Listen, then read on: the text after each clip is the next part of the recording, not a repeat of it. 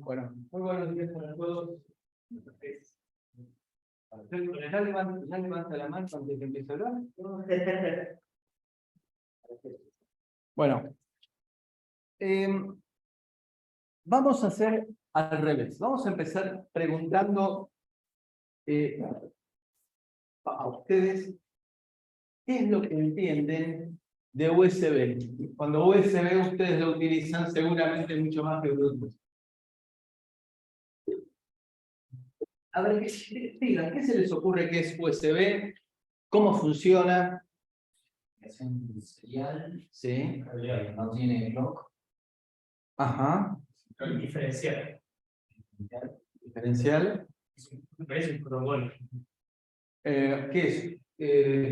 Half duplex, full duplex, simplex. Depende si es 3.0 o... En el mundo nuestro todavía nos manejamos con suerte con 2.0. Entonces es half duplex.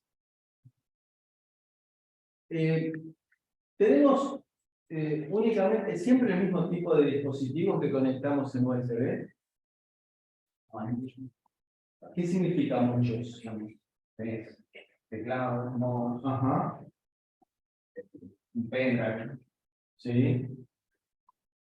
¿Y se manejarán igual? Bien. ¿Por qué no se manejan igual? Depende, uno intercambia información en una dirección o en ambas direcciones. Digamos, el mouse es en una dirección. Ajá. También, ojo que el mouse también, a veces el LED se enciende y se apaga de acuerdo con lo que le diga la computadora. Pero había, bueno, me acuerdo que habíamos hecho algo cuando actuaba como un post o como over video. ¿Dónde Está bien. Pero yo voy a otra cosa. Por ejemplo, un mouse y un pendrive. ¿Se tratarán de igual manera?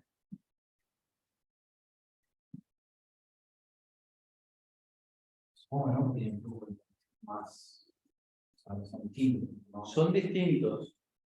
Por empezar, los tamaños de paquetes de datos van a ser distintos. El volumen de datos va a ser distinto.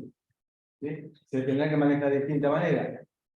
¿Cuál se les ocurre a ustedes que tendrá mayor prioridad para ser atendido? ¿El mouse o un pendrive o un disco externo? Vamos, ¿Por qué?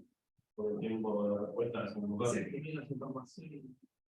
Porque como veis, no parece tratar de trabajo, Bien. Y por otro lado, ¿le podría dar yo la misma prioridad al pendrive? ¿Le podría dar máxima prioridad al pendrive? Porque ya está, bien, fíjense, intuitivamente estamos hablando de prioridades antes de haber planteado el tema. Pero es, digamos, surge naturalmente de que es un sistema con prioridades. ¿Le podría dar yo máxima prioridad al pendrive o al disco rígido externo? con más sensibilidad, ahí es trabajando. Es decir, el tipo de dispositivos pendrive, disco externo, va a poder actuar, buen día, ¿qué tal? Va a poder actuar cuando no haya otra cosa que hacer. Porque si no, se va a chupar toda la CPU, todo el tráfico. Entonces, le daremos tiempo, contrariamente a lo que uno pensaría, porque yo lo que quiero es transferir datos lo más rápido posible. Pero no le puedo dar prioridad porque si no se consumiría todo el tiempo disponible. Es una comunicación, vimos hasta ahora, serie, half duplex, estamos hablando de 1.1 y 2.0. 3.0 y 3.1 es otro universo que nos excede. Lo vamos a mencionar al pasar, pero nos excede ¿Por qué no podemos nosotros pensar en nuestra materia en USB 3.0? Porque para sistemas de Porque es muy difícil de manejar con un sistema embebido con un microcontrolador que trabaja a 84 MHz y con los volúmenes de datos que puede llegar a procesar. ¿Y de qué me sirve poner un dispositivo 3.0 si, ¿qué me sirve poner una Ferrari arriba de un tren si no se va a poder mover a mayor velocidad que la del tren? Bien. Entonces, dentro del mundo de USB 2.0, la comunicación es half duplex. La comunicación, ¿cómo va a ser? Horizontal. Es decir, cualquier dispositivo se puede comunicar con cualquier dispositivo. Es jerárquica, ¿sí? Vamos a tener alguien que manda. Tendría que ser una jerárquica, significa algo así como amo-esclavo. Con esta idea de amo-esclavo, ¿cómo llamamos que tal día? ¿Cómo llamaríamos al amo? Host. Y lo que serían los esclavos son los devices. Es decir, que es una comunicación, podríamos pensar del tipo estrella. En realidad es un tipo, más que estrella, es un tipo estrella árbol, porque vamos a poner hubs, poder poner hubs y continuar abriéndonos para abajo.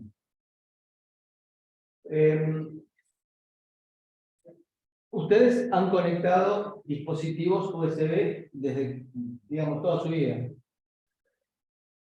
¿Tienen que darle alguna indicación al host, es decir, a la PC, de qué es lo que están conectando? ¿Y cómo funciona entonces? O sea, tiene un radio automático, pero necesitas saber qué te conectar. Bueno, me interesa. A ver, cuéntenme, Marcos. Digamos, vos lo enchufás y te dice, trabajando en los drivers para conocer el dispositivo y una vez que lo reconoce, te cosa. Está bien, pero ¿y cómo están buscando los drivers? ¿Cómo sabe que le conecte un pendrive o un mouse? Claro, yo soy pero luego de morir. El proceso se va a llamar enumeración. ¿Y en qué consiste ese proceso? Básicamente en la transferencia de tablas. Esas tablas se van a llamar descriptores. El nombre lo dice bien clarito. ¿Describen qué? Describen qué tipo de dispositivo es. Después de llegar a describir la velocidad a la cual trabaja, el fabricante, el modelo. Pero ¿cómo comunica la velocidad a la que trabajas? Ya para comunicarse tiene que trabajar a la velocidad. Puedo comunicarme para arrancar a una velocidad estándar y luego poder cambiar de velocidad adecuándome al formato en el cual yo trabajo. Digamos, arrancamos con algo que sea una velocidad común para todo el mundo y a partir de ahí vamos derivando a la velocidad que nos conviene trabajar.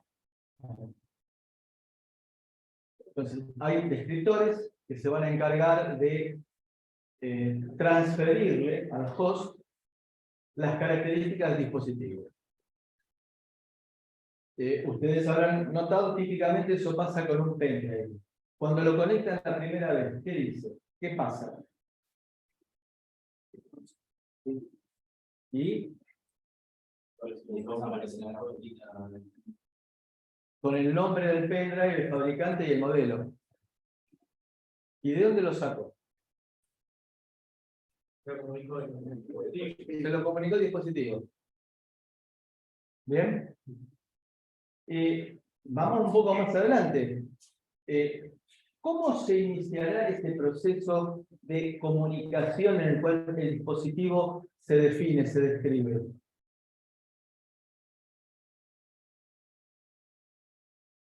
¿Cómo hace el host para darse cuenta de que se conectó algo y que tiene que empezar a dialogar con el dispositivo para que el dispositivo cuente de qué se trata? ¿Cómo? manda una señal por USB. Nada, ¿Qué señal? no sé, puede ser un pulso que vos reconoces que es el principio algo se conectó a Pero ¿y cómo reconozco que algo se conectó a algo? No puede reconocer que está tirando horrible. Sí, pero digamos, es correcto, pero es una manera un poco retorcida de explicarlo. Una señal de tensión ¿Cómo? en el dispositivo. ¿Cómo? Se conecta con un dispositivo. Con una señal. Es decir, que me va a producir sobre las líneas de alimentación, porque habíamos dicho antes que era comunicación serie half duplex, balanceada, habían dicho, y para completar tenemos BCC y tierra, BCC 5 volts, tierra. Con lo cual, y con lo que dice Felipe, si nosotros conectamos y al conectar colocamos un divisor de tensión resistivo que hace que la tensión, de acuerdo a cómo lo conecte, en D más y D menos, es decir, las líneas balanceadas, cambie, se produzca una variación. Eso le avisa al host que se conectó a alguien nuevo. Es decir, tocan el timbre. ¿Y qué es lo que va a hacer el host en ese caso? Va a preguntar, ¿quién es? Pero después para la alimentación, ese divisor resistivo, supongamos, acá de alguna forma, ¿o No afecta. no es un divisor resistivo que cambia la tensión de más y de menos? ¿Sí? ¿Y cómo hace para cambiar esa tensión? Sigo trabajando, por eso trabajo en forma diferencial. Lo que hago es levantar de más y de menos o bajar de más. Es que al levantar una, levanto la otra, al ser diferencial.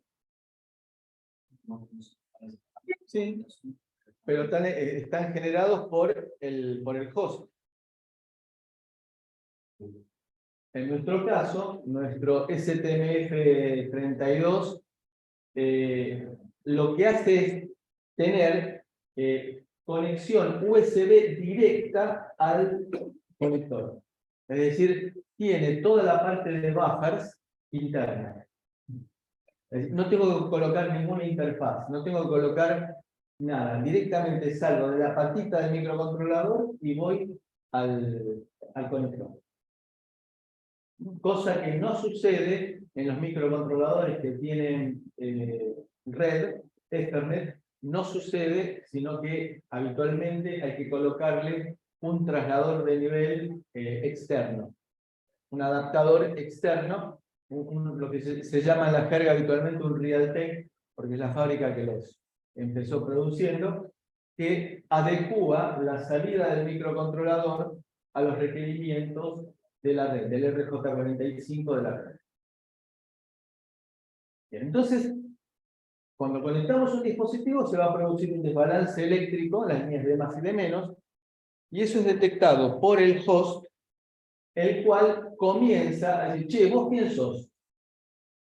Ese vos quién sos es respondido por el dispositivo por medio de tablas. Ojo, tablas que tienen que haber sido creadas con un cierto criterio, y en esas tablas se le da toda la información como para que el host sepa quién se conectó y cómo tratarlo.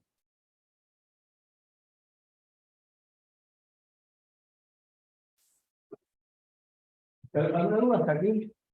Pregunten lo que sea necesario, porque lo que estamos haciendo acá es para facilitar todo lo que viene ahora, que es más tedioso. Cuando muevo el mouse es un dispositivo, fíjense, que se llama un dispositivo, después lo vamos a ver, se llama dispositivo que hace transferencias de interrupción. Muevo el mouse, ¿qué pasa? Activo. ¿Qué les parece? Que hace que, ¿Qué pasa? como así, detecta que cambia la posición. Permite eso. ¿Quién detecta? El mouse se da cuenta que es la posición que tenía antes Sí. y envía por USB a la computadora. Me parece todo. Es decir, que interrumpe al host. no analiza si quiere mandar algo ¿Y cómo le avisa? por las líneas de USB, o sea, no sé, Digamos, la pregunta la hice con total maldad. Por más que se llame dispositivo que va a hacer transferencia por interrupción, no puede interrumpir al host. Como es una comunicación jerárquica, va a tener que esperar que el host lo interrogue. Por más que llame interrupción, es mentira. ¿Va a tener prioridad? Sí, va a tener más prioridad que, por ejemplo, el pendrive. Pero no puede interrumpir, tiene que esperar, como ha sucedido en la mayor parte de los casos que hemos visto nosotros con LoRa, con Bluetooth, hay que esperar a que el host, o como se llama en cada caso, interrogue, averigüe. 3.0 es otra historia. En 3.0 sí se puede interrumpir. Entonces va a haber tramas en las cuales, con algún criterio, el host va a ir interrogando. Dispositivo 1, ¿alguna novedad? Dispositivo 2, ¿alguna novedad? Dispositivo 3, ¿alguna novedad? En la siguiente trama será dispositivo 9, ¿alguna novedad? Dispositivo 1, ¿alguna novedad? Dispositivo 5, ¿alguna novedad? ¿Qué quiero decir con esto? Que las tramas no tienen por qué ser iguales. ¿Está bien? Entonces, le diré, dispositivo 1, alguna novedad, y le abriré una ventana para que el dispositivo 1 me conteste alguna novedad. Con lo cual, la comunicación parece compleja, pero para eso están los sistemas operativos. Para eso está Linux, Mac, Windows, que se encargarán de armar la secuencia de las tramas. ¿Está claro? Bien, terminamos USB. Así es fácil. Vamos ahora a hacer un poco de, arrancar con un poco de historia. Vamos a arrancar con un poco de historia.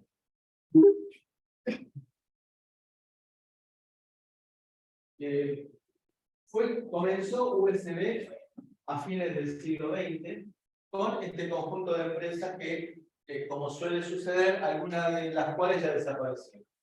Por ejemplo, Digital fue absorbida por Compaq y Compaq fue absorbida por Hewlett Packard.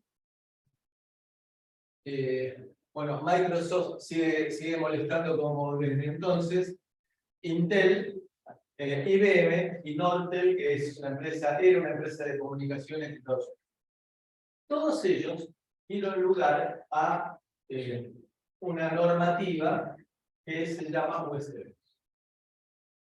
Cualquiera puede hacer, voy a tratar de ser lo más claro posible, cualquiera puede hacer legalmente un dispositivo USB.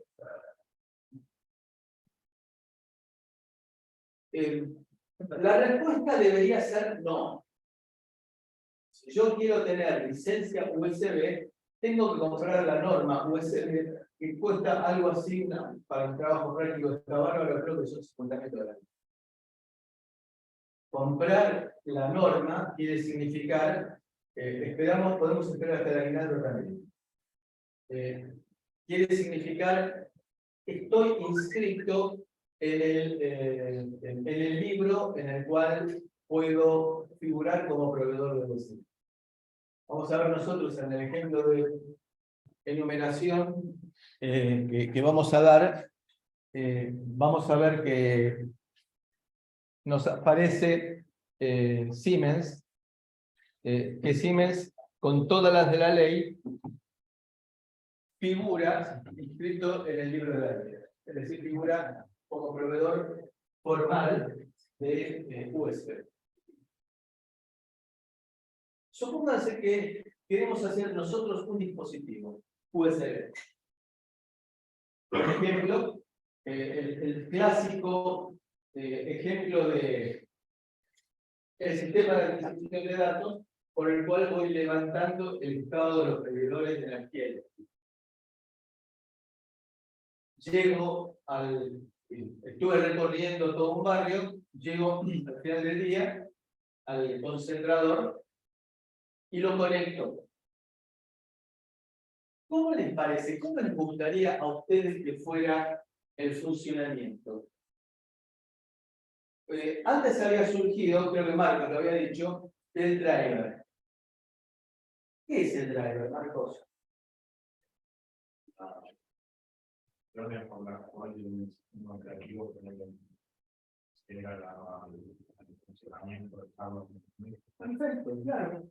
El driver, la traducción sería manejador, horrible. Algo así como preventivo para preventive. El driver lo que hace es interfacear entre el host, la computadora, la PC y el dispositivo. ¿Podrían ustedes escribir un driver? Sí. Lo empiezan en digitales 2 y lo terminan en digitales 5. Es decir, por supuesto, estoy exagerando. Es complicado. Supuestamente, los proveedores de sistemas operativos nos dan la normativa, las reglas con las cuales nos tenemos que regir para escribir ese driver. Si yo hago un dispositivo, como por ejemplo un sintonizador de televisión digital, que es un chiche, ¿no? El sintonizador de televisión digital lo usa para poder, en el medio del campo, sin conexión de datos, poder ver televisión digital. Y se ve bastante bien. Es un dispositivo complejo.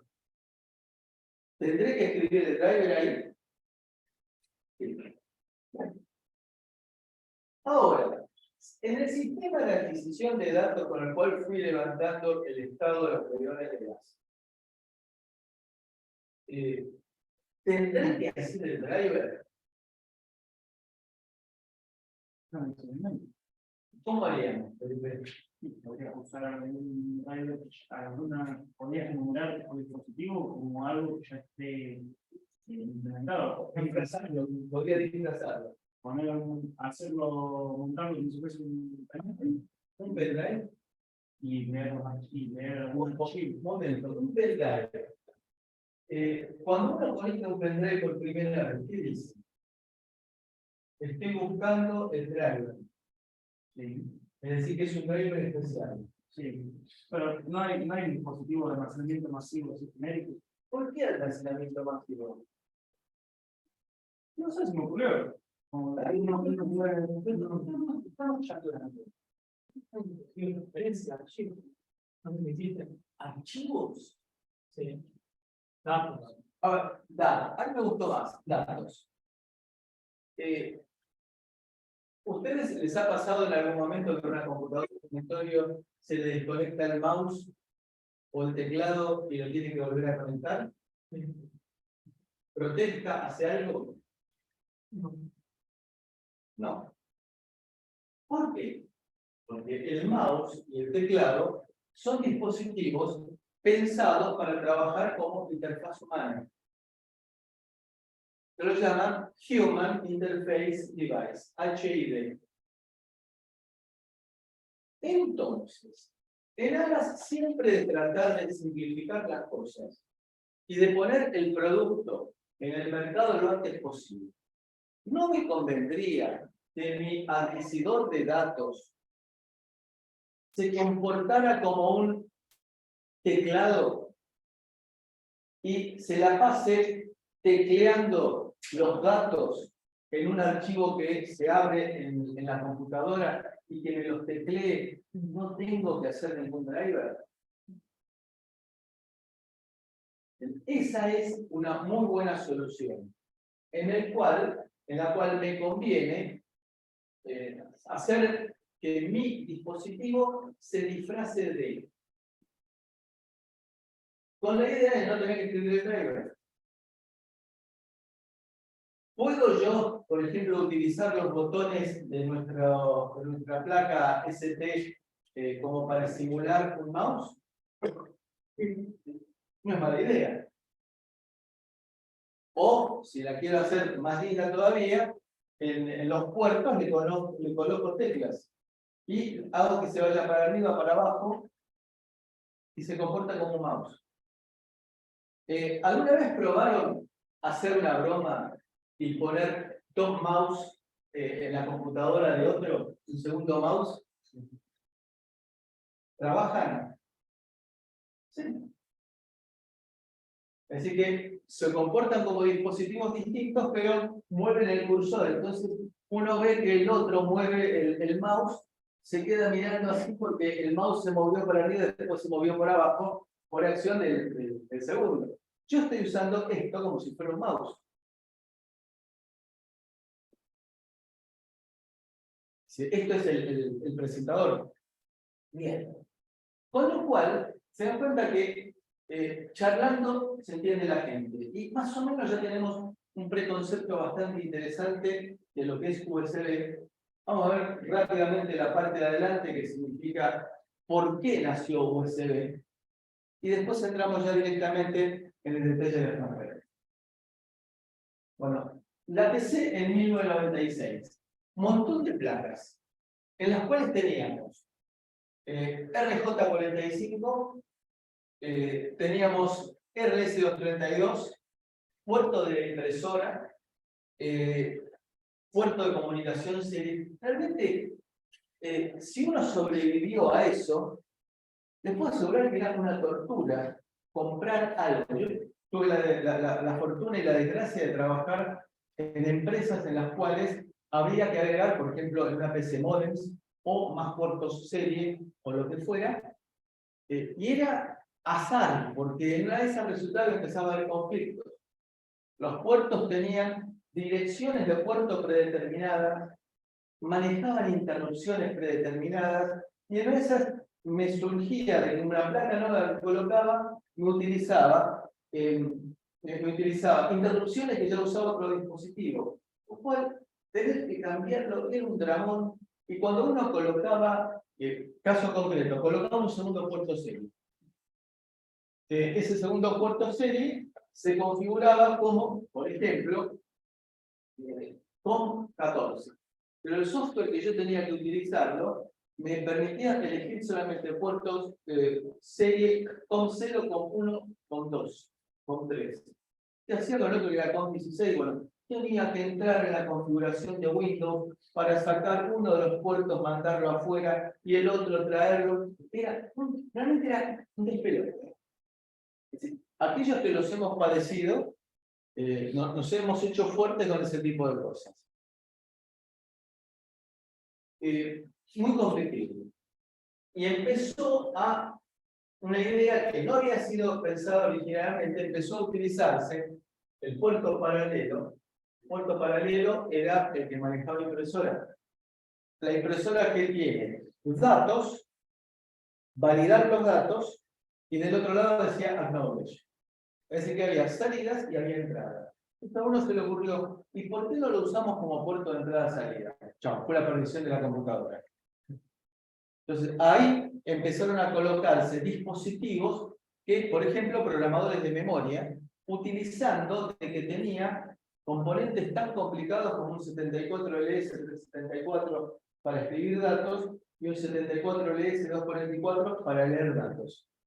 Entonces, era lógica TTL con chip selects. Entonces, era fácil de usar.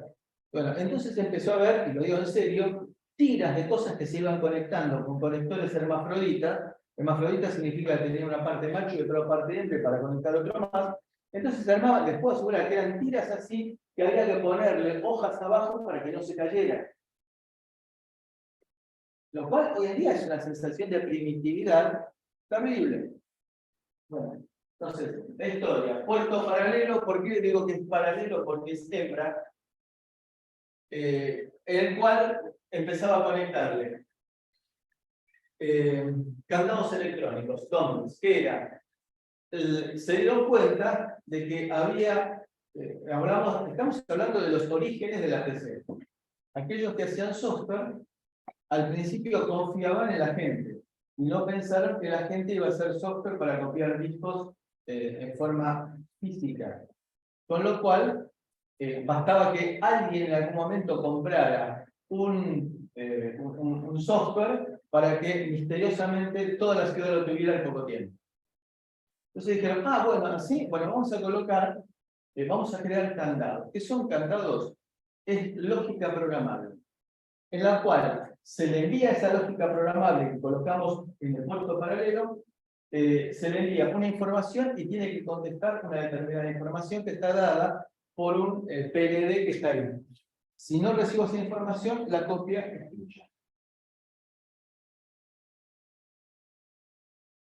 Digamos que la forma de tratar de evitar las copias truchas han sido increíbles. Desde, por ejemplo, lo que voy a decir es cierto, gente que en los disquetes agarraba un alfiler y hacía un agujero. Entonces, por medio de un software, determinaba si en ese, la ubicación en pista y sector de ese agujero. Es decir, en ese agujero no podía haber datos. Entonces, hacía una copia del software para ese disquete, de manera que cuando se le entregaban ese disquete al cliente que lo compraba, se estaba llevando un disquete con un agujerito. Perdón, discúlpenme, saben lo que es un disquete, ¿verdad? Sí. Una cosa que tengo que contar.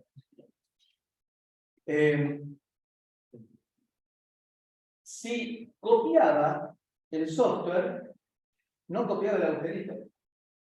Entonces, el programa que yo le vendía a alguien, lo que hacía era ir a probar escribir en el lugar que había el agujerito.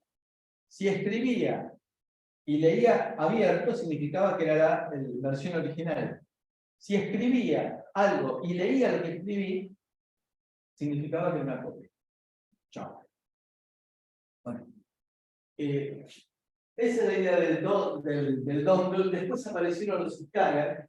El escáner, originariamente, era un dispositivo aparte. La impresora por un lado, matriz de puntos, el escáner por otro lado. Entonces, iban ampliándose las cosas que yo iba colocando en el puerto paralelo. Con lo cual, bueno, cada vez que conectaba tenía que utilizar inclusive llaves electrónicas, llaves mecánicas. Ustedes piensen que el puerto paralelo tenía 8 líneas de datos y tenía por lo menos 3 líneas de control. Es decir que había que usar una llave que conmutara por lo menos 11 líneas. Y hacerlo varias veces por día, porque eso tenía que arrancar y conectar en determinado orden los dispositivos. No es ciencia ficción, le digo, era así. Estamos hablando de 30 años, menos de 30 años, 25 años atrás. Bueno, había que entonces tener un interruptor de esos que eran complicados de mantener porque se dañaba de acuerdo con el entorno, arrancar una determinada posición, cambiarlo en el momento adecuado, y aparte era difícil de usar, porque cada vez que agregaba algo nuevo me complicaba lo que no tenía instalado. El puerto serie. ¿Por qué puerto serie? Porque es macho. Así lo dijo don José Ibrahim en su momento. Y acá estamos hablando del puerto serie última generación de 9 patitas. Existió una versión anterior que era de 25 patitas. ¿Ustedes se imaginan el tamaño de un monitor de 25 patas puesto en una notebook, notebook de las actuales que son de 13 milímetros de alto? Bueno, había conflicto de direcciones, interrupciones, muy complicado. Entonces, por ejemplo, hacer una placa era diseño de técnicas digitales 3 en esa época. Hacer una placa de adquisición de datos. Diseñar una placa de adquisición de datos. Claro, se sabía en qué puertos podía llegar a colocar yo dispositivos externos, qué interrupciones manejar, y tenían que diseñar y hacer el prototipo y colocarlo en una PC que teníamos para destruir de esa forma, Y ese era el trabajo práctico con la cual comenzamos. Fíjense, nosotros comenzamos haciendo estos proyectos en Digitales 3 en 1992-93. Es decir, hace 30 años fuimos pioneros en que hubiera que hacer un proyecto como para firmar la materia. Y después aparecieron todas las recomendaciones de CONEAO, mucho después. Bueno, ¿cuál fue la solución a estos bolonqui que estábamos viviendo? En 1996 se creó la primera especificación USB 1.0. No tuvo salida comercial, fue una prueba. ¿Existió? Sí, pero fue una prueba. Trató de solucionar esos problemas, pero claro, en el uso, en experimentación se detectaron dificultades. Permite transferencia de 12 megabits por segundo o 1,5 megabits, esto es full speed, o 1,5 megabits por segundo para baja velocidad.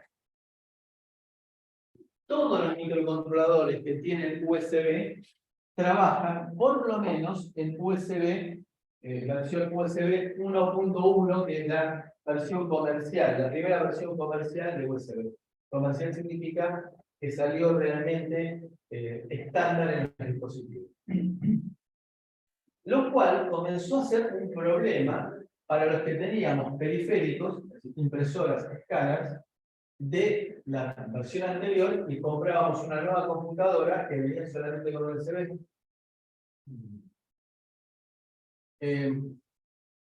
Permite conectar hasta 127 periféricos. Y en la versión 1.1 fue la primera en tener éxito comercial. Acá vemos las primeras configuraciones de USB en la cual teníamos, esto era para el conectarnos al teléfono para la transferencia de datos utilizando el módem telefónico. Si el módem telefónico estaba dentro, teníamos la entrada de la línea de teléfono y la salida hacia un teléfono. Así que el hecho de colocar el módem telefónico no me interrumpía, no me impedía usar el teléfono cuando no estuviera usando el mismo. Y acá nos aparece USB.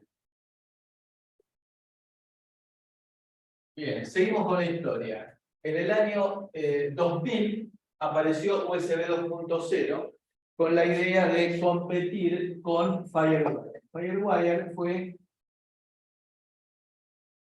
una norma que creó Apple y que tuvo vigencia durante muchos años y que se orientó fundamentalmente al mundo de las cámaras de video. Existe hoy todavía, es decir, mi computadora de escritorio, digamos que tiene unos cuantos años, tengo un puerto FireWire. La mayor parte de los Mother integrados tienen la posibilidad de usar el puerto FireWire, lo que pasa es que en general no se lo habilitan. Bueno, fue una muy buena norma que sacó Apple y que el 2.0 salió de urgencia a tratar de competir. ¿Por qué digo salió de urgencia? Vamos a ver que tiene algunos defectos, algunas deficiencias. La velocidad de transferencia es de 480 megabits por segundo en USB 2.0 frente a los 400 megabits por segundo que presentaba FireWire. Y lo que es interesante es que mantiene compatibilidad con 1.1. Es decir, que un dispositivo 1.1 se puede conectar sobre un host 2.0. Pregunta, ¿lo vamos a acelerar a 2.0?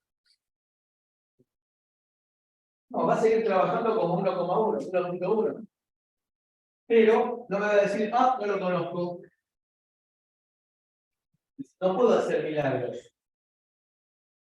Es decir, no puedo hacer que un Fiat espacio corra a la velocidad, por más que me lo proponga, a la velocidad de una Maserati.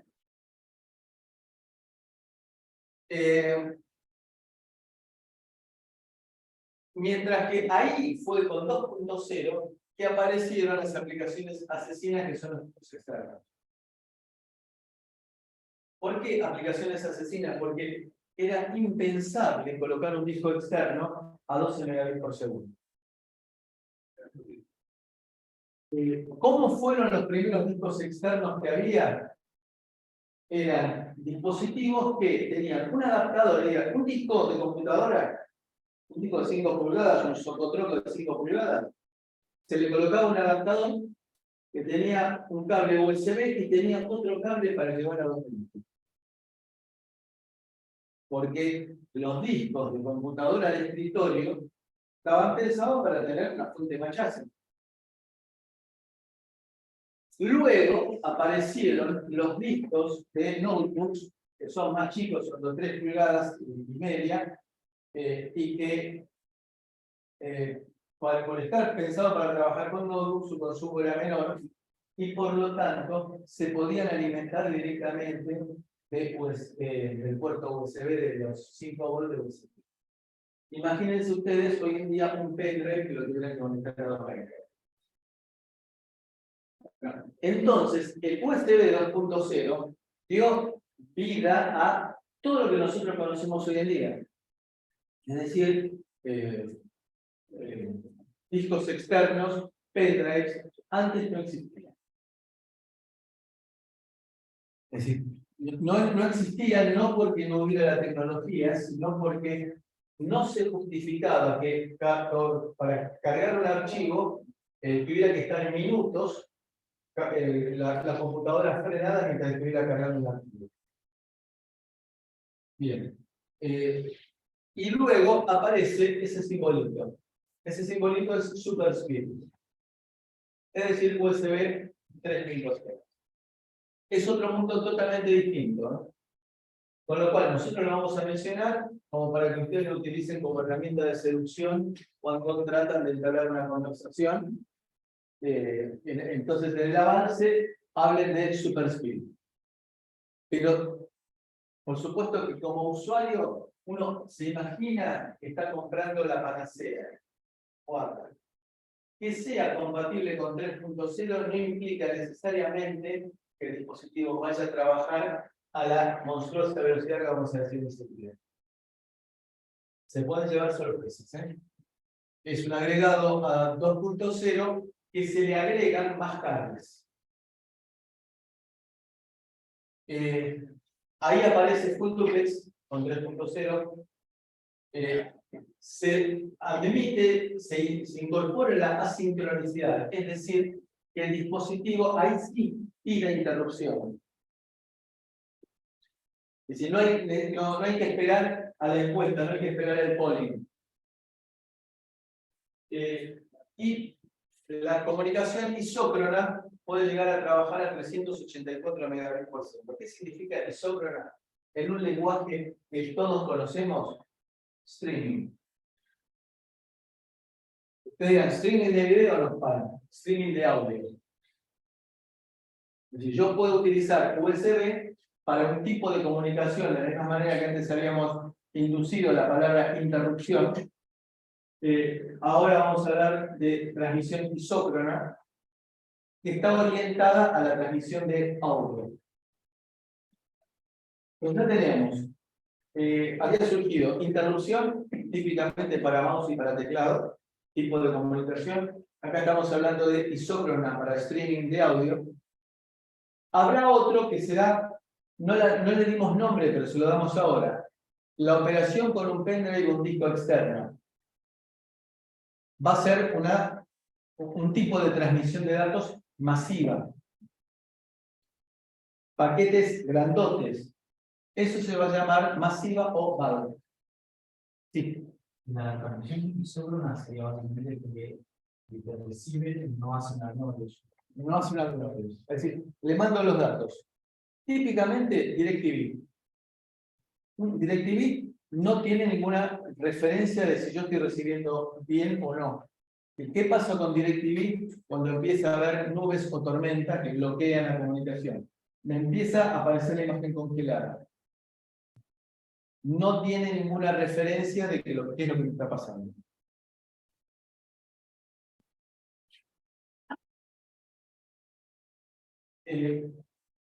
Aparte, en USB 3.0, rápidamente se pasa a los dispositivos sin uso al modo standby de bajo consumo para aumentar la vida útil de las baterías. Ahí empieza a tallar el tema ecológico. Permite entregar mucha más corriente que lo que permite USB 2.0, es decir, entre el más 5 volt y tierra, lo puedo utilizar como alimentación de dispositivos. Y conecto externamente un disco rígido externo, por ejemplo. Bueno, con USB 3.0 paso de 500 mA de corriente máxima a 900 mA. Y bueno, tiene un tipo de estándar nuevo para la comunicación de dispositivos de alta performance. ¿Por qué fue pensado SuperSpeed USB 3.0 y 3.1? Fundamentalmente para transacciones de grandes archivos, películas, fotos, etc. Hoy en día, yo he visto últimamente de que hay teléfonos que dan imágenes, que crean imágenes de 200 megapíxeles. ¡Wow! 200 megapíxeles crea archivos de tamaño importante. Entonces tengo que prever cómo almacenarlo. Ese es uno de los temas actuales que tenemos, ¿no? Es decir, ¿qué hacemos con los archivos grandes cuando queremos almacenarlos? Es decir, en el caso nuestro, los videos de las clases del año 2020, miren que ocupan gigas, ¿eh? Bien. Con lo cual, estamos viendo nosotros que, bueno, el Blu-ray prácticamente no tuvo demasiada existencia porque apareció el streaming que lo tiró abajo, pero el Blu-ray genera imágenes de muy alta calidad, del estilo ultra alta definición, similar a 4K. Pero claro, una película en Blu-ray lleva 20 gigas. Está bien, si lo tengo en un disco Blu-ray, genial. Primero, ¿dónde lo grabo Blu-ray? ¿Quién tiene grabadora de CD o DVD hoy en día? Es otro conocimiento. Pero es poco frecuente. Es decir, yo, mi primera notebook seria que tuve, tenía lectograbadora de CD y DVD. Hoy en día es impensable. Bueno, el tamaño de estas imágenes, estos videos, implica que tengo que usar una técnica de transferencia de datos de muy alta velocidad. Y acá tenemos USB 3.0 que tiene la mayor velocidad de transferencia teórica. La capacidad de entrega de corriente es el USB 2.0, 100 mA lo puede tomar el hub que quería hacer la zapatilla inteligente que se encarga de distribuir la conexión USB, y tenemos 400 mA que podríamos entregarle al exterior. En el caso de USB 3.0, al hub se le puede llegar a entregar 150 mA para el consumo propio y el resto, es decir, 750 mA a dispositivos externos.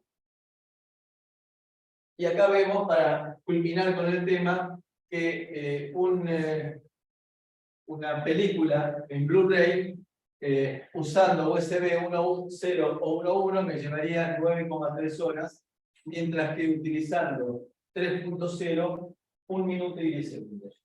Punto y aparte.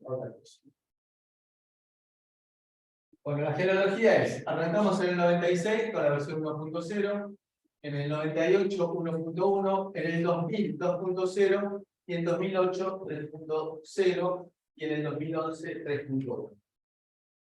Ya desde Windows 7 y Ubuntu 10.04 ya lo soportan. Si desde el año 2010 ya lo soportaban.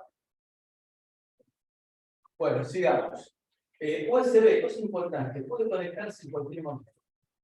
¿Por qué es importante esto? Claro, si yo arrancaba la computadora antes sin el mouse y lo conectaba, es decir, el mouse que era con conector en los múltiplos de tipo serie y en las computadoras no tan viejas, ese conector redondito, si la arrancaba sin conectar el mouse o el teclado, no lo detectaba nunca más. Tenía que apagar la computadora y volver a iniciar.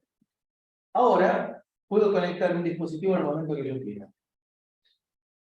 Y lo puedo desconectar en el momento que yo quiera. Esto ya no es de USB en sí en este momento, sino ¿ustedes qué hacen? ¿Un pendrive lo desconectan en cualquier momento? No, en realidad podés. Por Windows por defecto configurar los pendrives para que no se Sí. que no te caché. Seguramente. Pero una cosa, va a venir que se puede cualquier versión, se puede Yo puedo ir a 180 kilómetros por hora con un auto y chocar la pared. Sí. De ahí a que lo cuente su historia. Es decir, yo hace poco se me colgó una computadora y no tuve mejor idea que desconectar el disco externo que tenía. ¿Sí? Se murió. No lo reconocía. Lo tuve que colocar en el utilitario de discos que tiene más y lo reviví. Pero no lo detectaba, ni Linux ni Windows lo detectaba. Así que, y eso fue por apresurado, porque no, se colgó la computadora. ¿Será el disco externo que la colgó? Sí, hay veces que sí, a mí me ha pasado que muchas veces yo conectaba al pendrive y se colgaba el Windows, yo tenía muchas unidades, estaba trabajando, haciendo copias de discos y demás, No debería colgarse, debería protestar, pero no debería colgarse. y se quedaba de archivos con información. Y hasta que no desconectabas algo, no aparecía. Pero por eso no debería colgarse. Bueno, puede conectarse en cualquier momento. Se detectan automáticamente las características del dispositivo, lo que habíamos dicho antes, en el proceso de enumeración, que es un cuestionario, un interrogatorio que hace el host hacia los dispositivos. El sistema operativo reconoce por desbalance eléctrico en las líneas. Buen día. Por desbalance eléctrico reconoce la conexión o desconexión del dispositivo. Y automáticamente se cargará o se descargará el driver. Lo que tiene de bueno, aparte del cuidado eléctrico, de desconectar a través de en Windows de los dispositivos que están conectados, cuando uno abre que aparece un pendrive y uno va desconectando las cosas que quiere. Lo que tiene de bueno, aparte de protegerlo eléctricamente porque se apaga la alimentación, es liberar memoria. Porque si no me queda el driver instalado. Y no hay que usar jumpers. Claro, yo cuando dije antes de los conflictos que había, de las interrupciones, de las direcciones, las placas solían tener unos jumpers con los cuales uno elegía que voy a trabajar con la interrupción 7, la 14, la 21 y como COM 0, como COM 1, como COM 3. Bueno, no tengo que hacer nada, se autoconfigura. No hay conflictos ni de direcciones ni de IRQs. Bien. Conector único, 1.1, 12 megabits en lo que llamamos full speed y 1,2 megabits por segundo en lo que llamábamos slow speed, 2.0, 480 megas y admite utilizar dispositivos 1.1 que se van a trabajar como si son 1.1, lo que pueden hacer. Y 3.0, 5 gigabits por segundo. Pueden conectarse hasta 127 dispositivos con cables de longitud variable, de longitud máxima, variable de acuerdo con la versión de la norma que se utiliza. Teóricamente, para 3.0 y 3.1 no tiene límite. No se recomienda más de 3. Puedo alimentar los dispositivos por el mismo cable, ya que tengo más 5 volts y tierra. Pasan a modo bajo consumo automáticamente, lo cual uno detecta fácil con el mouse.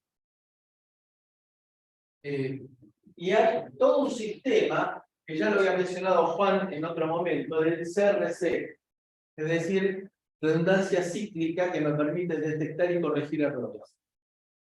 Buscando que haya, que no se corrompan datos. Para conectar algo no hay que abrir la PC. En esas épocas se acostumbraba, sobre todo cuando uno trabajaba en un laboratorio, que la PC estuviera abierta para no tener que estar destornillando y atornillando la tapa. Bueno, ¿cómo es la función? Tenemos host, al host le podemos conectar dispositivos, vamos a tener hubs al cual le vamos a poder conectar dispositivos o le vamos a poder conectar otro hub. Fíjense, acá la diferencia es, dice bus power. ¿Qué significará bus power? Alimentado a través del bus. Y acá dice self power. Alimentación externa, 220. ¿Por qué? Porque a medida que voy avanzando en la cadena, ¿puedo ir conectando hubs en cadena? Sí, vamos a ver enseguida cuál es el límite de la cantidad de capas de hubs que puedo poner. Pero a medida que voy colocando hubs en la cadena, el pedacito de corriente que me queda es cada vez más chiquitito. El chorrito de corriente. Entonces llegará en algún momento que si yo le coloco alimentación externa, ahí ya puedo empezar a entregar de vuelta 500 mAh, 400 mAh. Yes. Respecto a la corriente, ahora en las nuevas notebooks, o sea, los nuevos dispositivos, tienen controladores USB dependiendo por cada puerto. O sea, que esos 500 mAh están en cada puerto de. En las PC viejas no, el único controlador que estaba spliteado en las 2, 3, 4 conexiones USB que tenía abajo, entonces esos 500 mAh eran eran 100 mAh. Si tenías un solo controlador implementado, si tengo pendrives, tienen que tener nada asociado. No, en realidad lo que tiene que ver con la velocidad está pensado USB para múltiples dispositivos. Obviamente que esos 480 megabits por segundo no son pensados para un dispositivo, son disponibles en el bus cuando están compartidos.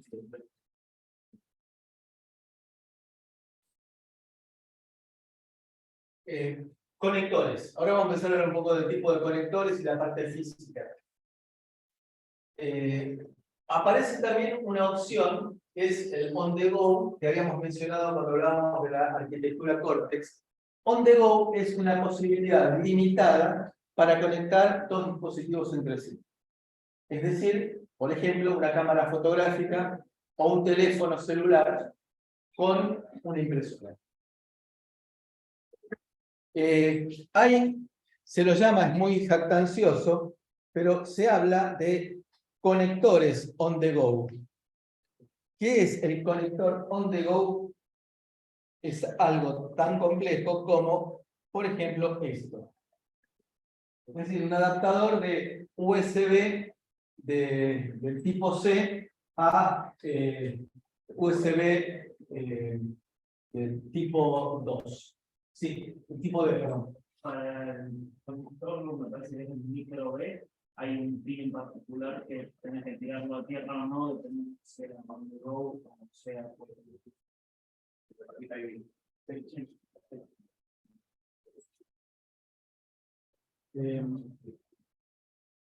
Acá el ejemplo que pone es conectar un iPod, una cámara fotográfica a un iPod para poder ver y guardar externamente las fotos.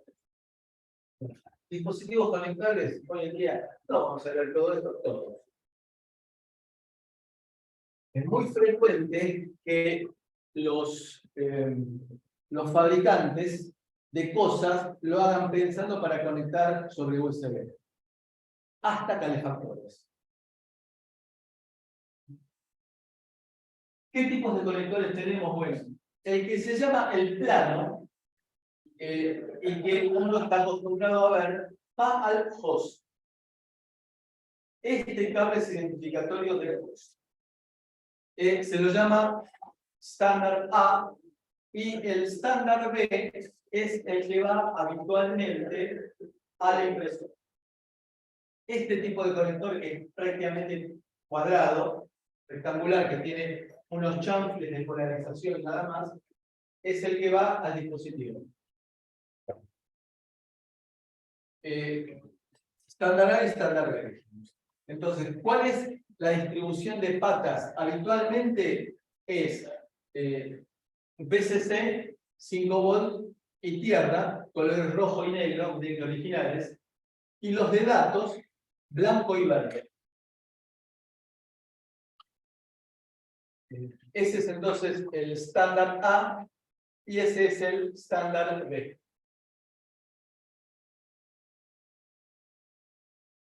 La impedancia característica es de 90 ohm más menos el 15%, y salvo situaciones específicas que vamos a ver que es la indicación de fin de paquete, de más y de menos se mueven como líneas diferenciales.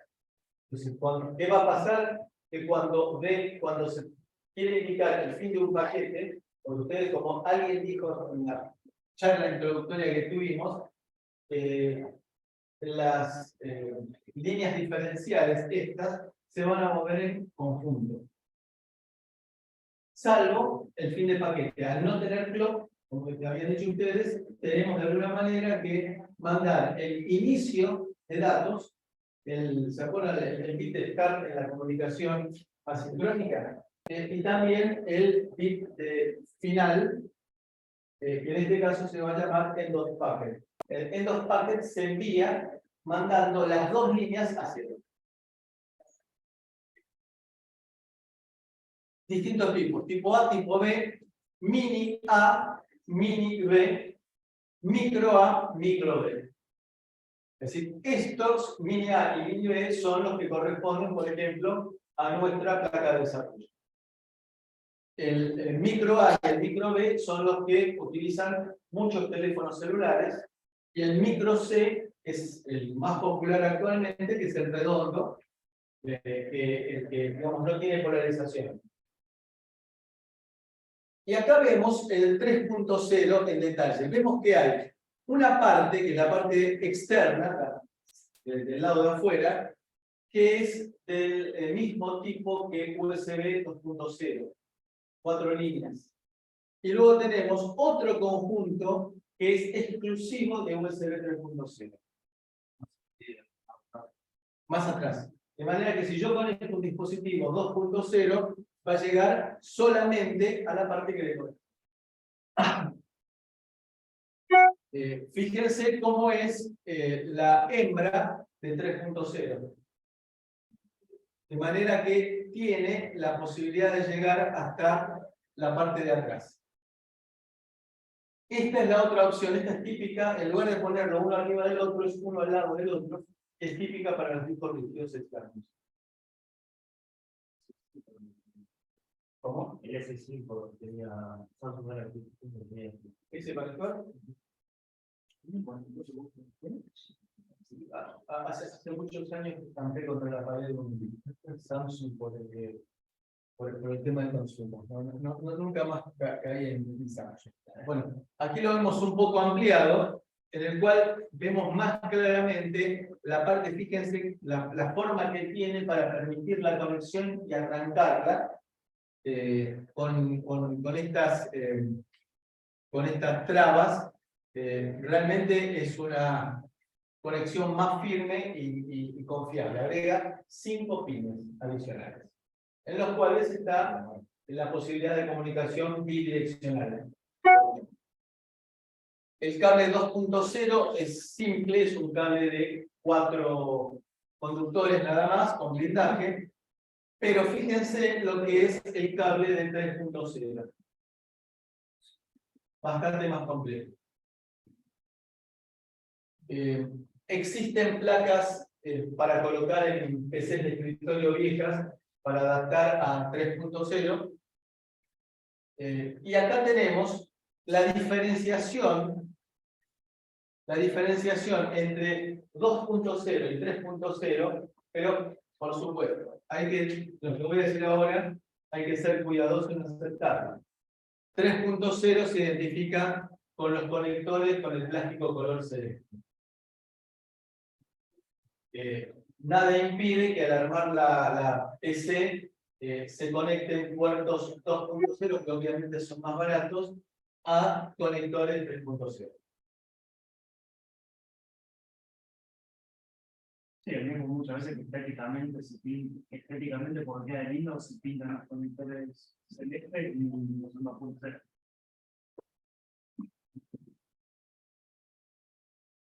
Bien. 3.0, y esto lo mencionamos solamente para tenerlo como referencia, no lo vamos a utilizar en el resto de la materia.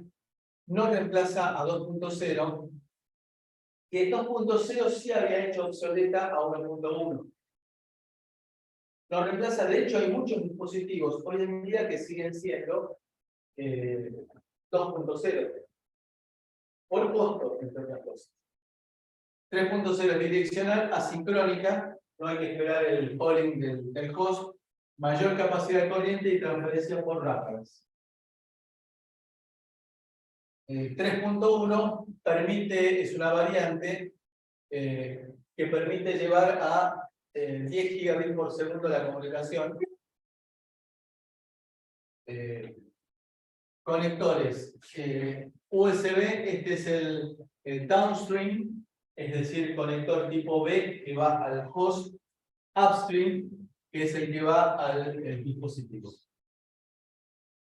Cables máximos 3 metros para 1.1, 5 metros para 2.0 y se recomienda 3 metros para 3.0.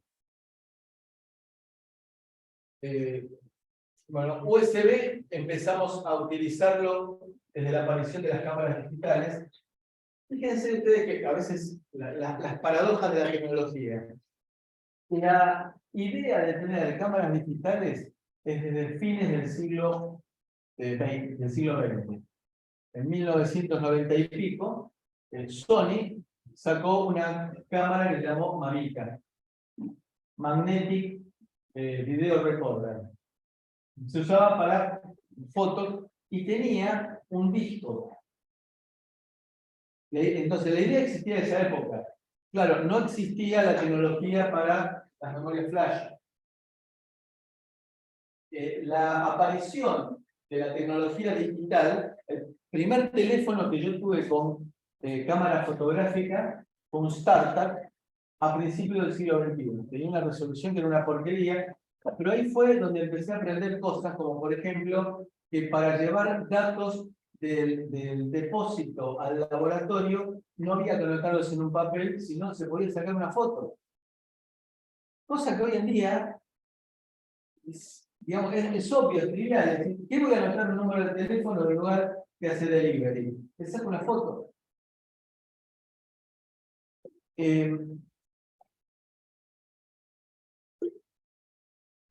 Ayer estuve haciendo un muy interesante curso con una bióloga, una charla que dio en la otra universidad, que realmente insiste en que hay que tomar líquido para tratar de mantener la voz, y efectivamente es así, para tener las cuerdas vocales lubricadas, y ejercicios como para relajar, es decir, desde la salida del sur está acá, haciendo ejercicios para relajar las cuerdas vocales y no terminar visual.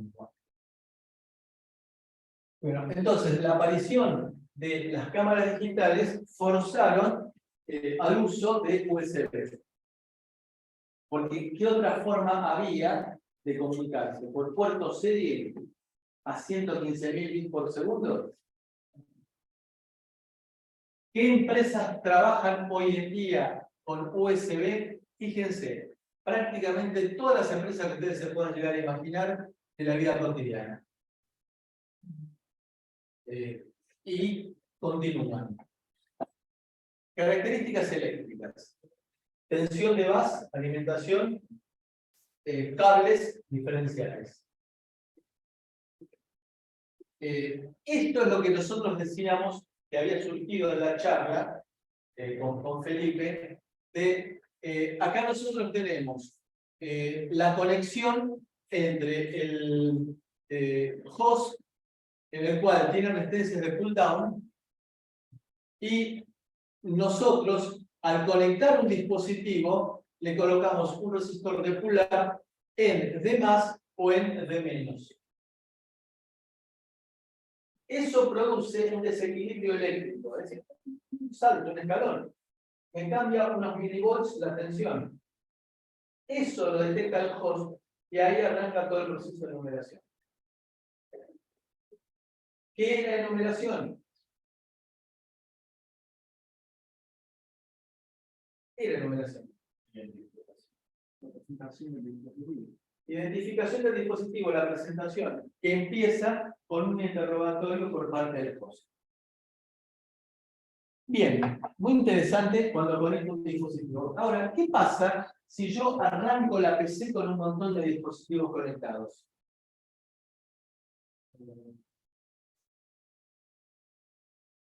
¿Cómo se hace la enumeración? Una especie de No. Porque si no, la prioridad, ¿quién se la da? Porque si se la da el fabricante, todo el mundo querría hacer dispositivos de máxima prioridad.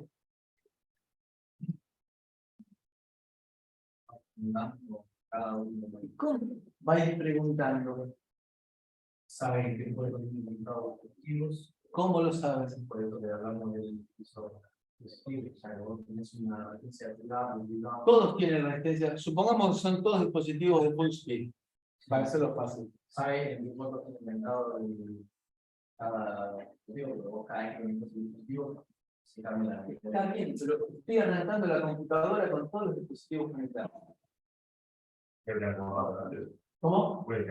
No. Pero una vez que conectas la computadora y detecta que hay una. Que tenés por cada puerto, por cada puerto, que te diga. Pregunta, ¿cómo sé que tengo en cada puerto? Es un más paralelo. Así, tengo todos los resistores de pull-up conectados desde D-. Es un solo receptor.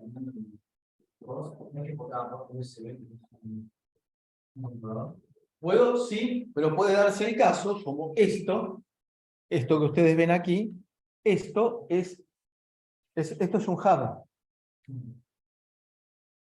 Entonces yo lo arranqué con el receptor del presentador más el pendrive, y ahora le voy a conectar otra cosa más antes de terminar la clase.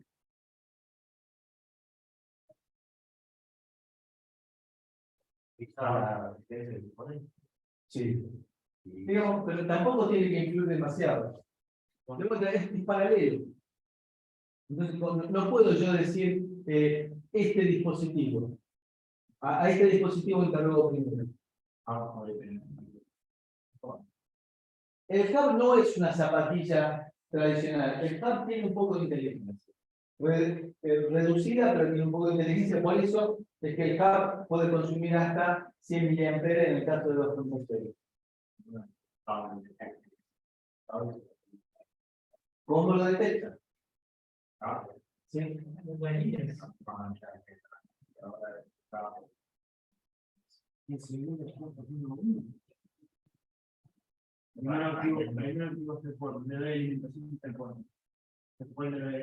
Vamos a ver lo siguiente. Buenas, ¿qué tal? ¿Quién quiere aprobar la materia?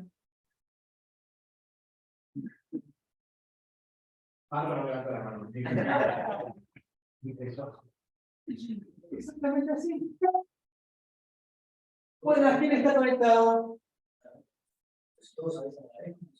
Porque existe la simultaneidad. Y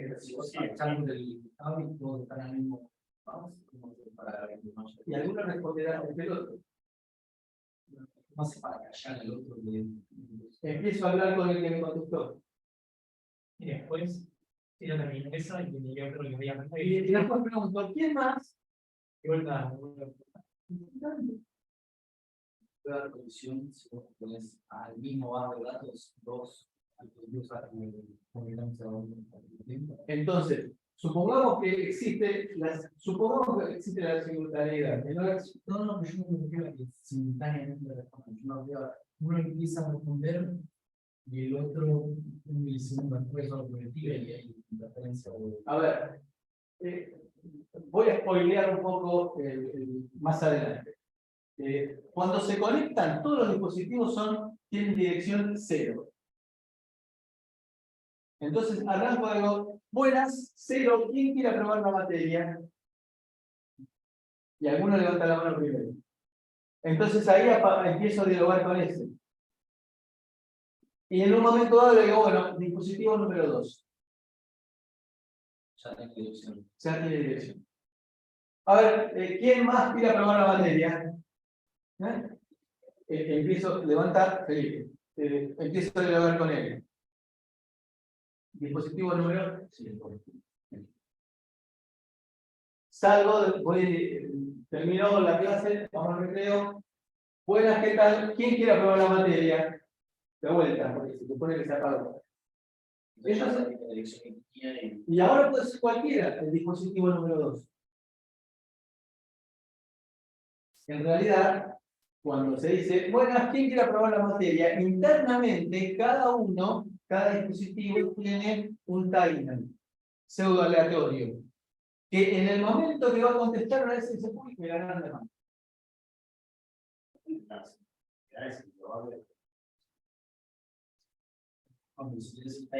Es imposible. Ahora, si querés forzar a que no se dé, sí, pero no. Pero de cualquier manera es imposible.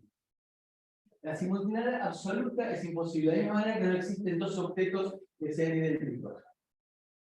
La señal eléctrica llega primero uno.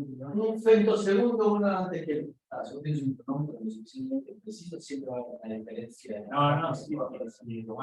No, sí.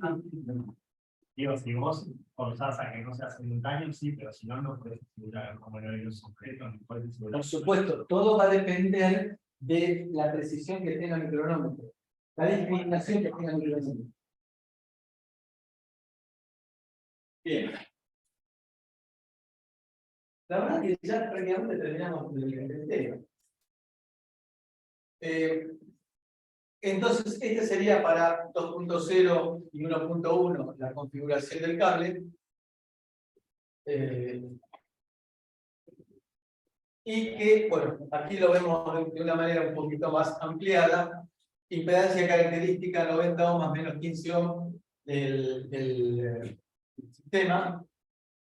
Con transceivers, es decir, que en el caso de nuestro microcontrolador no es necesario colocar transceiver del lado del host.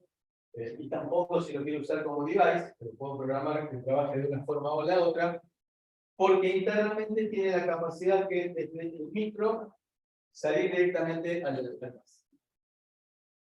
Vamos a trabajar entonces, en el caso de las salidas de las líneas, que va a ser, en el caso del USB 1.1, la excursión es bastante amplia, son voltios. Claro, ustedes veanlo desde el punto de vista de la física eléctrica. Si nosotros ahora queremos manejar a 480 megabits por segundo excursiones de voltios, piensen que el cable tiene capacidades parásitas. La energía que se necesita para lograr eso es muy grande. Con lo cual, para trabajar con USB 2.0, la excursión es mucho más pequeña, es de los milivoltios.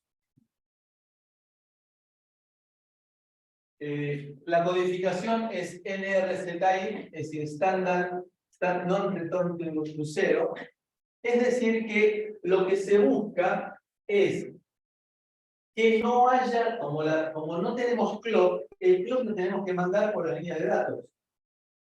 Por lo tanto, no pueden estar demasiado tiempo la línea en 0 o en 1, las líneas de datos en 0 o en 1, porque se va a desincronizar los dispositivos. Entonces se utiliza una codificación que lo que nos dice es Los ceros se representan con cambios en la señal y los unos sin cambio. Las señales entonces de más y de menos son diferenciales, y esto es lo que les había mencionado, el fin de paquete, el end of packet, en el cual las dos señales caen a de menos. ¿Cómo va a ser la comunicación? Lo que dijimos, las tramas. Las tramas van a tener una duración predeterminada. Por ejemplo, el 1.1 de 1 milisegundo y de 125 microsegundos en 2.0. Entonces, en esa trama, yo lo que voy a hacer es dividir esos 125 microsegundos en ranulitas. Ranulitas en las cuales me voy a comunicar con el dispositivo 2, con el dispositivo 5, con el dispositivo 8. Le voy a dar directivas. Y en algún caso le tendré que decir, dispositivo 2, nos estamos comunicando para enviar datos. Entonces, primero le digo, voy a enviar datos. Entonces, él se prepara. Y luego me quedo esperando de que me envíe los datos. Luego, dispositivo 5, voy a enviar datos. Entonces, él se prepara, le envío los datos. Dispositivo 8, quiero leer datos. Entonces, se prepara y yo pongo el bandeja y después me manda los datos. Primero digo lo que voy a hacer y después lo hago. Es bastante razonable lo que estamos proponiendo. Bueno, entonces las señales van a ser del orden de los 400 milivolts para 2.0. El hub es la extensión de las líneas de puertos. Tenemos hub autoalimentado, como en este caso en el cual tenemos la línea para alimentarlo externamente, o bien se alimentan directamente desde el gas. Normalmente al host se lo llama también a veces root hub.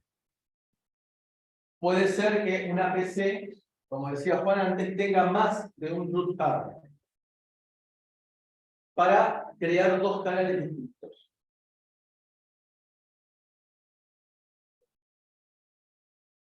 Se pueden llegar a conectar hubs en cascada, y en una época se utilizaba, por ejemplo, incorporar en los teclados un hub. Estructura, y esto es importante, y con esto llegamos a redondear toda esta primera introducción. Acá tenemos el root hub 2.0. Veamos la rama de la izquierda. Colocamos un hub 2.0. ¿Cómo lo va a tratar al hub 2.0? Como high speed. Es decir, high speed significa 2.0.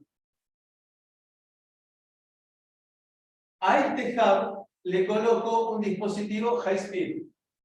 ¿Cómo lo va a tratar? Como high speed. Le coloco un dispositivo full speed. Full speed es 12 megabits por segundo. ¿Cómo lo va a tratar? Como 12 megabits por segundo. Por más que esté conectado a un hub 2.0. De vuelta, tengo un Fiat Espacio y lo monté arriba de un camión que va a 150 kilómetros por hora. O al revés, tengo una Ferrari que la coloco en una chacra. Entonces, el dispositivo Full Speed va a conectarse con el hub 2.0 a Full Speed, pero fíjense que el hub 2.0 se va a conectar con el root hub a High Speed, es decir, que va a ser una especie de conversión. Por eso decíamos nosotros que los hubs no son zapatillas solamente como las zapatillas de 220, sino que tiene una dosis de inteligencia, como para hacer esa traslación de normativa. Hablamos de varios dispositivos sobre el mismo conjunto de datos, que pueden trabajar cada uno en una velocidad distinta. ¿Sí? O sea, que Ojo, no están en paralelo, ¿eh? claro, no, pero están sobre el mismo, no están sobre el mismo, o sea, yo tengo D más, D menos, y se conectan todos a ese parte del estado. Tengo distintos puertos. Pero los puertos no van al mismo grupo de datos de más. Pero de vuelta, no, acá tengo inteligencia. Justamente por eso insistimos que acá se hace una especie de conversión. Porque acá tengo un low speed que lo trata como low speed, pero para arriba lo manda como high speed. Si coloco un dispositivo high speed sobre el root cab, lo trabaja como high speed. Si lo coloco en full speed, lo trata como full speed. A pesar que sea un 4.0. Es decir, que identifica de cómo tiene que tratar a cada uno de los dispositivos. ¿Está claro?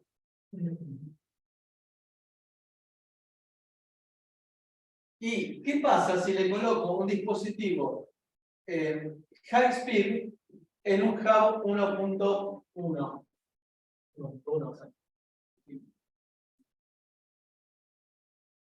¿Está bien? ¿De acuerdo?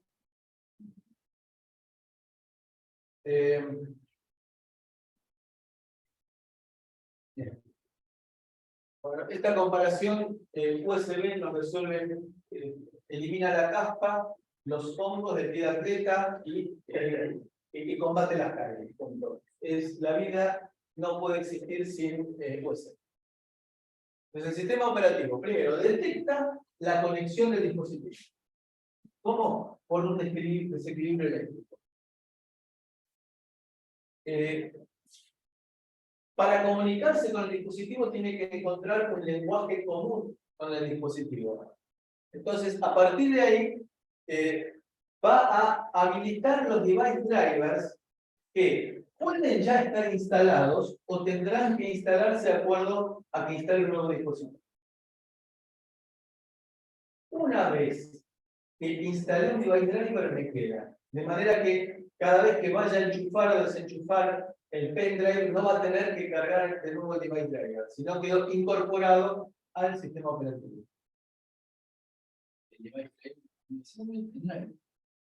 En general, sí. Por más que sea genérico pendrive, cada uno va a tener su tamaño y sus características. ¿Les conté la anécdota del pendrive trucho?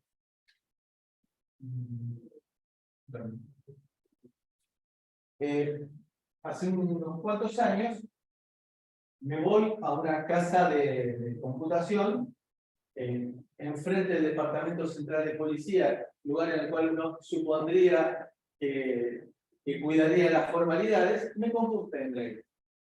Yo trabajaba cruzando la avenida Belgrano, entonces me voy, copio una serie de cosas para llevarme a casa y seguir trabajando en casa. Llego a mi casa, modifico una serie de cosas, sigo trabajando, guardo el archivo y se me ocurre mirar el directorio. Aparecían todos insultos. ¿Vieron esos simbolitos raros? Uy, ¿qué me matan a la moneda? Bueno, al día siguiente voy, le llevo el pendrive al lugar que lo compré, tenía el blister, toda la boleta. Digo, mira qué me pasó. No, no puede ser. Bueno, mire. Bueno, déjeme, lo voy a revisar. Al día siguiente voy y dice, sí, está fallado. Tome, aquí tiene otro nuevo. Un blister Kingston.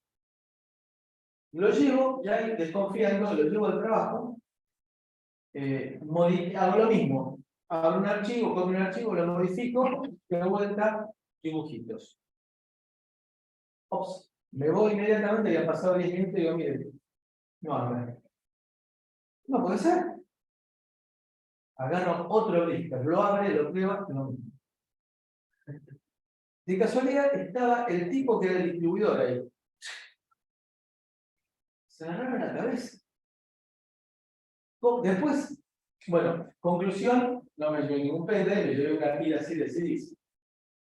Por esa plata. Al tiempo, hace una jornada Kingston. Entonces, en algún momento cuento la anécdota y me regalaron un pendrive que se llamaba original Kingston por la anécdota que yo había dado. La historia es así. Hoy en día, supongamos que es lo habitual, pendrive de 256 GB. O 64 GB. Bueno, 64 GB. Compran pendrives de 4 GB, que salen monedas. Lo formatean como para que parezca, digamos, para que en el proceso de numeración se presente como un pendrive de 64 GB. Entonces, el sistema operativo lo trata con un pendrive de 64 GB y el tipo no entiende ni pepa. Con lo cual, cuando le dan la directiva de trabajarlo como 64 GB, empieza a hacer destrozos en su estructura interna. Por eso, cada pendrive tiene su propio driver.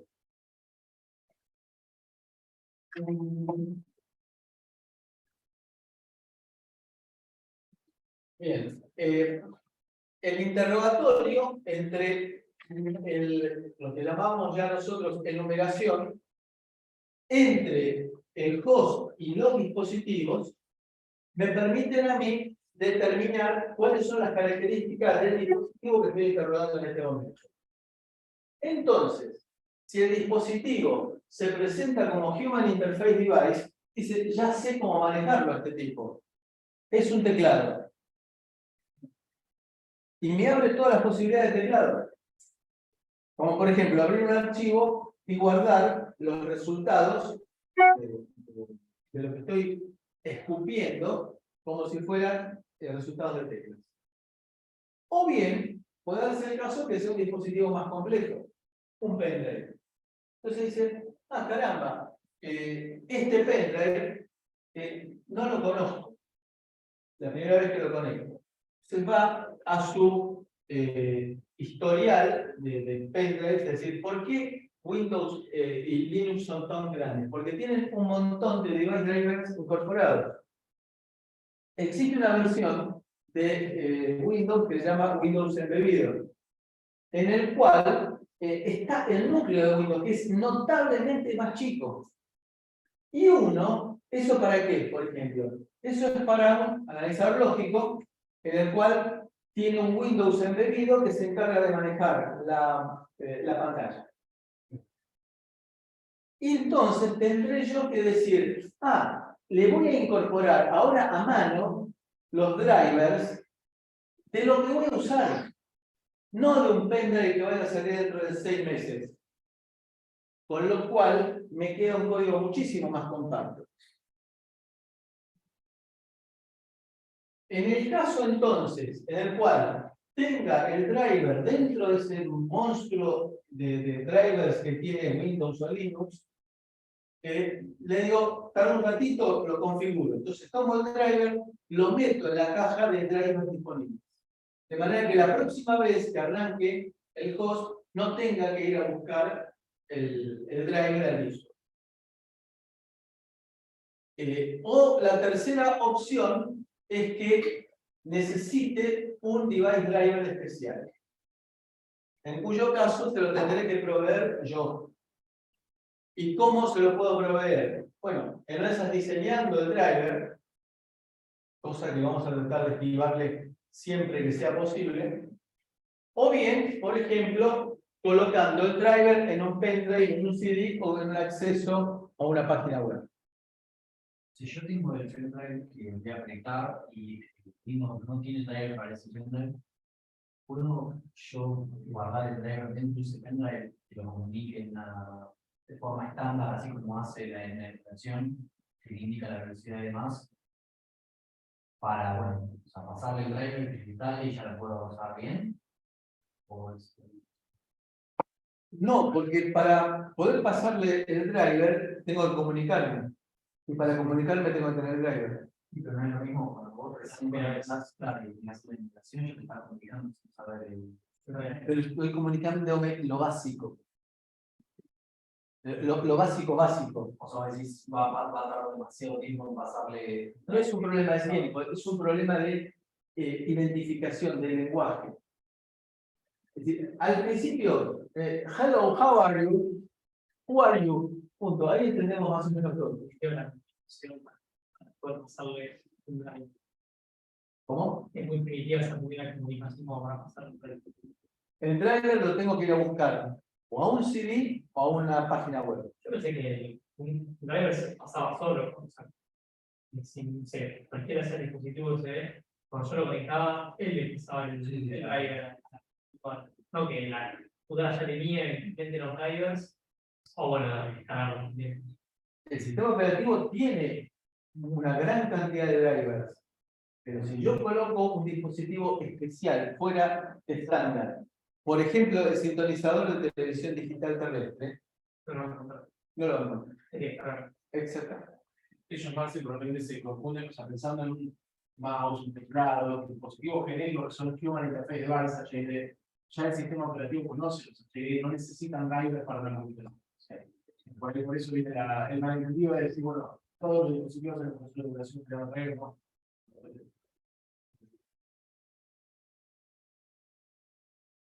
Y para redondear la clase de hoy, USB 2.0 permite hasta 5 niveles de hubs, con 7 capas. ¿Por qué 7 capas y 5 niveles de hubs?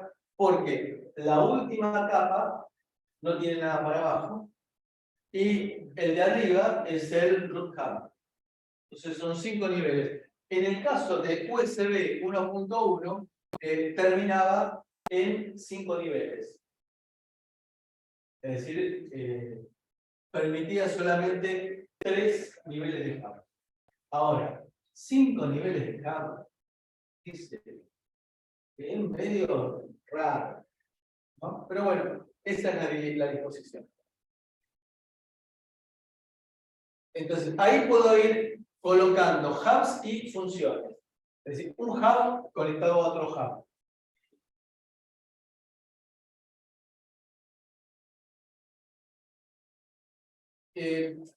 Los dispositivos que conectemos, todos tendrán endpoints. ¿Cuál es la traducción de endpoint? Sí. Sí, terminal. Terminal. Bien, me gusta más, terminal. Todos los dispositivos tendrán que tener por lo menos algún terminal. Es bastante razonable. Algo con el cual comunicarme. Entonces, todos los dispositivos podrán tener, deberán tener por lo menos un endpoint. Un endpoint que va a ser de control. Eso es obligatorio. Si yo hago un dispositivo USB que lo que hace es prender una contactora, ¿lo puedo hacer? Sí. ¿Qué tengo que hacer? Solamente un endpoint de control, es decir, prende, apaga, chau, listo. ¿El endpoint es conector USB? No. Es una función que está dentro del dispositivo. Entonces, puede ser que yo tenga una impresora multifunción. Una impresora multifunción tendrá un endpoint 0 de control y después tendrá endpoints en los cuales voy a mandar cosas para imprimir, voy a leer cosas para escanear, voy a comunicarme vía fax, que tiene todavía algunos multifunción, posibilidad de fax. Bueno, es decir, que va a tener más de un endpoint. Algún endpoint de entrada y algún endpoint de salida. Vamos, por ejemplo, una luz, nada por el estilo, solo endpoint de salida, por ejemplo. Tendrá el endpoint 0 de control, obligatoriamente, y tendrá un endpoint ¿Qué será? ¿De entrada o de salida? Sí. ¿Seguro? No sé, tiene que tener una parte que para el host de preguntas. Tiene que ser o sea, tiene que tener algún costo de entrada al dispositivo. Está bien, tiene un endpoint cero de control obligatorio. Ahora, los datos del endpoint, ¿qué serán? ¿Endpoint de entrada o de salida? Bien. ¿Cómo es la comunicación? De lo primero que dijimos, el tipo de comunicación USB es entre pares. ¿Cómo es? No, Jerárquica. Entonces, si es jerárquica, entrada o salida, ¿del punto de vista de quién? ¿Del dispositivo o del host? Del host. Entonces, el mouse, ¿qué es? Tendrá endpoint de entrada. ¿Bien? Fíjense qué bien que van a poder dormir esta noche con todas las cosas que se han revelado para ustedes. Entonces, es siempre desde el punto de vista del host. Nada más. No. No. Fíjense que no existe cable, mejor dicho, no debería existir cable USB macho-macho. Perdón, hembra-hembra. A ver, ¿qué estoy diciendo? No, macho-macho. No existe. No debería existir. No debería. Pero es que no tiene sentido. Porque si es una estructura jerárquica, no puede haber dos macho alfa. A menos que vos hagas un dispositivo que tenga el conector tipo A, pero que no sea host. ¿Y para qué lo voy a poner entonces? Para confundir el mundo. Hay un osciloscopio que trae para conectar las puntas USB. Conectores USB. Pero no son, para conectar la punta de elección. Para poner un conector barato. Sí, para que tenga función. Bueno, es que los conectores de las puntas de los osciloscopios son caros. Justamente ayer estaba desesperado un fulano que trabaja en el laboratorio de física buscando la pinza para crimpear conectores para coaxil de 50 ohms. El coaxil es caro, el conector es caro y se necesitan herramientas especiales. Bien. Un endpoint de entrada es un creador de datos, desde un punto de vista del host, y un endpoint de salida es un consumidor de datos. Una impresora es un endpoint de salida. Un escáner es un endpoint de entrada. Sí. Yo en mi software, entonces, lo que voy a tener que controlar son esos endpoints, o sea, voy a calificar esos endpoints. Exactamente. Detalle significativo. El host no tiene endpoints. Tiene buffers. Porque el host es el que maneja todo. Entonces, el host va a encarar concepto que retomamos de los sistemas operativos. Va a ser un caño entre el buffer que tiene y un endpoint. Y ese caño, ¿cómo se va a llamar? PAN. Lo mismo que en los sistemas operativos. Entonces, es un caño. Entonces, ahí se ponen datos, pero se establece una conexión virtual. Entonces, los endpoints van a ser, van a estar alimentados desde la red o con fuente propia. Endpoint, lugar donde datos entran o salen al sistema USB. Endpoint de entrada, escáner. Endpoint de salida, impresora. ¿Preguntas? Vamos a trabajar.